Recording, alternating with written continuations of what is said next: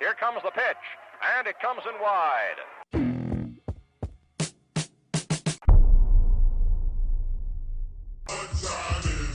On the BS3 Sports Show.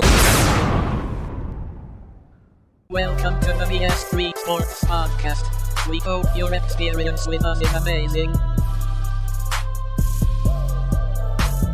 Sports talk, comedy, social issues, and more.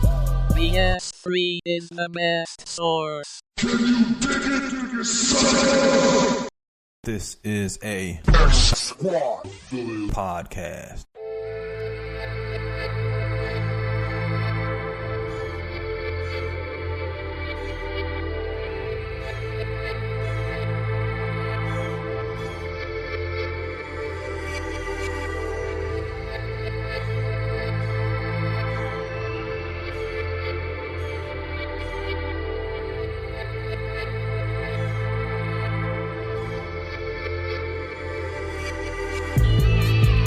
People dream for this moment, lose sleep and lose focus. You have to bleed for this moment, can't think in this moment. Get so amazed that you can't let it go. Found grace is so beautiful. By the way, it's time to free your soul. Created for a purpose, gotta let them know. Hey, I know you hear me speaking out. Many conditions try to change your route. Money talking made you watch your mouth. Superior routines, it's like ruts in your jeans. Embrace your self-esteem.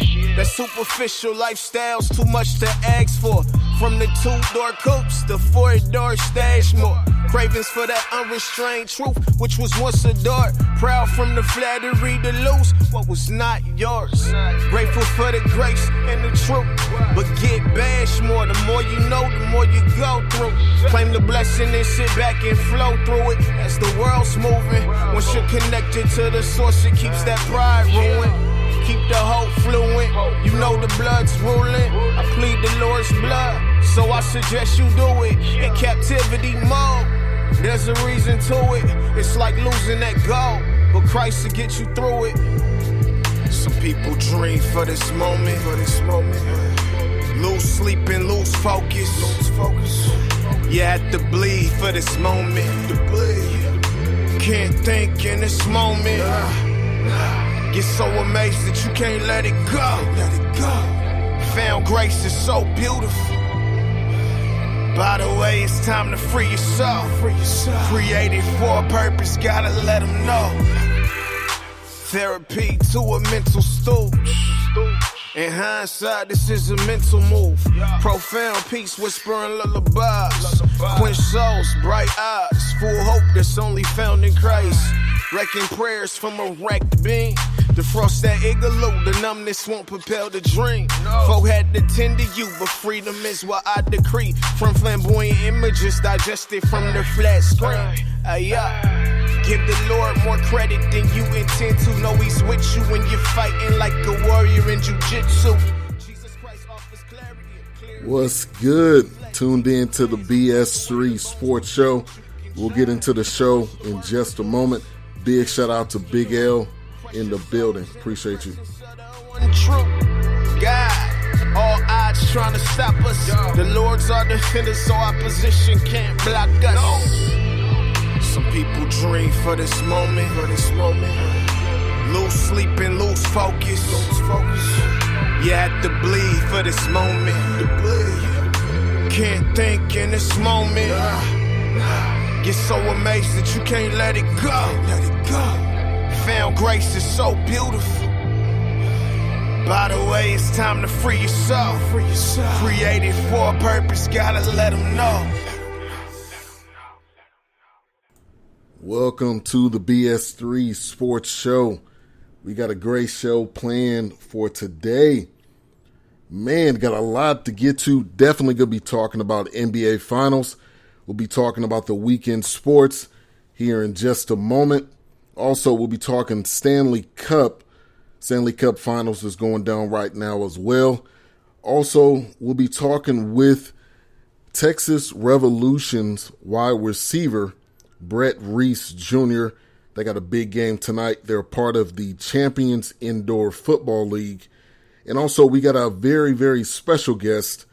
I will not name right now, but stay tuned. Special guest coming on. And we'll be talking with Mike Truth and also Jonathan Bates.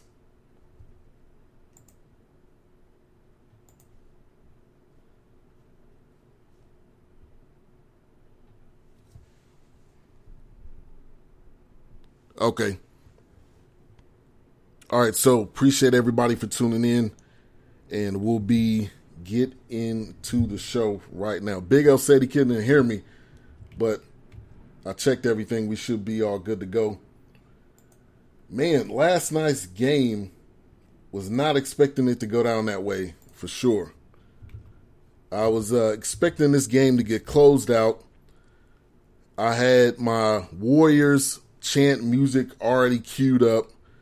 I was ready. I was ready to pretty much let everyone know on this show how the Cavs got swept. And obviously it didn't end up working out that way. And a little bit surprising, but they gotta win this game Monday. They can't let this go on any further. And we got the first guest up on the line. Tyjun, how's it going? It's going good. It's going good. How you doing today? Doing good, man. What's your thoughts on this game from yesterday and how it all went down? I know you were on, Facebook heavy talking about the refs, but which I think part of that was true. But what was your thoughts on the game from last night? I mean, I got two takes from it.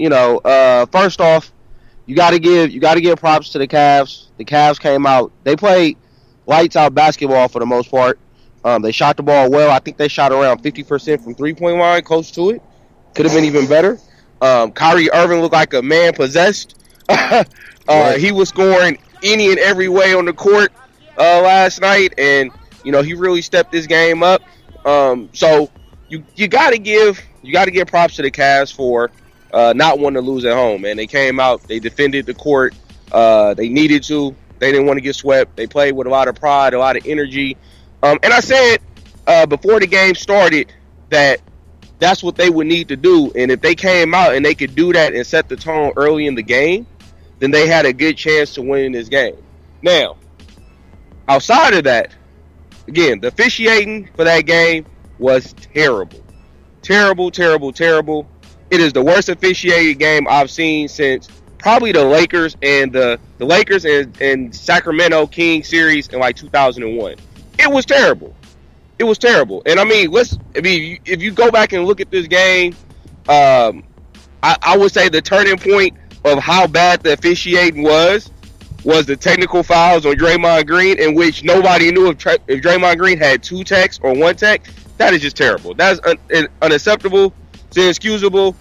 It just showed how bad this game was officiated, and they just have to do a better job Game 5. Yeah. And I think with the whole Draymond thing, I had a feeling that Draymond was going to get suspended or get kicked out of this game. I had a feeling it was going to happen. So when that moment came, I honestly wasn't surprised. But I thought that tech was on him. And to me, that was just disorganization. That just seems like there was a lot of calls that were in the favor of the Cavs. I'm not surprised, though. That's what you call home court advantage. That's why you want to win the game in your arena, in your building, and that's the reason why you want to not allow this series to go on any further. Because if it comes back to Cleveland, that's going to be a scary state of affairs. So the Warriors need to take care of business and get this done and over with in this next game on Monday. So I think yes, definitely. I mean, you look at that game and you mentioned it. You stated the unfair advantage, the calls. Just look at the free throw, and people are going to point to at the end of the game. Oh, they shot about the same amount of free throws. The Cavs shot 22 free throws in the first quarter. 22. I've never seen that. 22 free throws in the first quarter.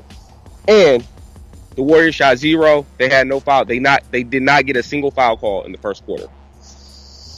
Yeah. I mean, there was a lot of records that were made, a lot of records that were broken in this game. It was crazy. I mean, it was nonstop. It was nonstop action, and the Cavs showed up. The Cavs did what they needed to do in this series. They did what they had to do. So I'm not surprised for how they came out, but I would say I'm surprised with the way the calls were made. But that's, like I said, that's home court advantage. That's the benefit of playing at home. They're going to get some calls in their favor, and that's what it came down to in that game. So go ahead. I'm about to say they dirtied the game up. They were really physical, and that's how the Cavs are going to have to win this series if they wanted a chance to even win this series. Yeah, and that's what I was telling my wife. I was telling her, like, she was like, "Man, they're playing dirty," and I was like, "This is the end of the road for them. Either they win this game, or it's over." So they're going to put everything out on the line. They're going to do whatever it takes to make sure this game will not be easy for the Warriors, and that's exactly what they did. So I commend them for what they did, for how they played. I think it wasn't nice, but basketball isn't nice. It's the playoffs. You're playing to win, and you have a lot riding on the line in this game. So I think they came in and did what they had to do, and it was successful. It was successful on their end. So, I mean, congratulations to them for what they did in this game. I want to give a shout out to Big L, also Chief Rocka in the building. Appreciate you guys for jumping in on the chat room early. So let's talk about some other things going on in the NBA from this week.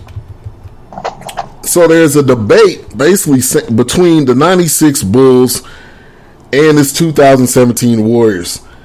I mean, I understand you want to do debates, but it's all hypothetical. It's never going to happen. But to me, any team with Jordan on it, any team with Scottie Pippen on it, with those two, Jordan with that killer instinct that not any other player has, closest probably Kobe. But who would you pick in this matchup? Of course, this being hypothetical. Well, seeing as hypotheticals, and Jordan has never lost the finals, you kind of got to go with Jordan. However, it's so hard to call because you also have to look at the rule changes in the game, all these different things. If we're playing with the rules that are in place today, I think that the Warriors actually win. If we're playing with the rules that were in 96, or the Bulls probably win more than likely. So, and again, it's just about being more physical. You know, the Warriors are not a extremely physical team. And in 96, you were allowed to be a lot more physical. You were allowed to hand check and do a lot of those different things. So that definitely makes a difference in how the game is played, and how you attack different teams and things like that. Today, the game is more wide open. And to be honest, if you look at that Bulls team today, playing in this league today, well, they really only had 2 scorers on their team. You know, that was Jordan and Pippen. If you look at the Warriors have 3, possibly 4 scorers that could easily score, and they also have a plethora of defenders, which Chicago had solid defenders. They had great defenders, but, you know, Steve Kerr wasn't defending nobody. Steve Kerr didn't defend nobody, you know. Paxson, you know, it wasn't great defenders, you know. So when you look at that aspect, I mean, everybody on the Warriors can pretty much defend. Even Curry, who's probably the worst defender on the team, is a solid defender. So when you look at that aspect, I think that Warriors will have an advantage in today's game. But in '96, Warriors will probably get killed. Yeah. If that was going on at that time, you are right. That would be a tough game to call or to try to say that the Warriors can win that, because Jordan was favored in every single NBA Finals. I don't remember, and I don't think there was a Finals